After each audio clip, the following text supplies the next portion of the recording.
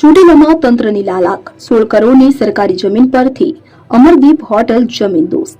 ચોટીલા તાલુકામાં સરકારી જમીન પર દબાણ કરનારાઓ સામે તંત્રએ કડક કાર્યવાહી કરી છે. નેશનલ હાઈવે પર આવેલી કરોડોની કિંમતની સરકારી જમીન પરથી ગેરકાયદે બાંધકામો તોડી પાડવામાં આવ્યા છે.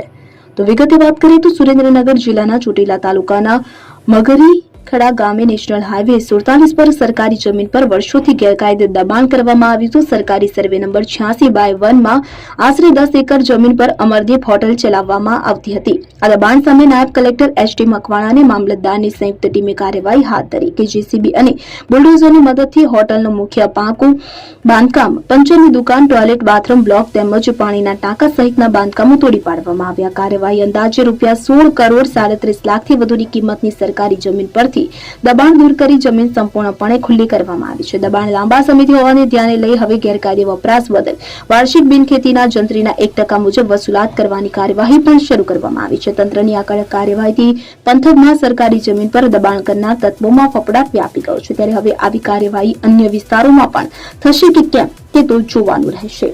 દિનેશ ગામવા સાથે ઋતુલ કુમાર ધામેચા, ચોટીલા, સુરેન્દ્રનગર.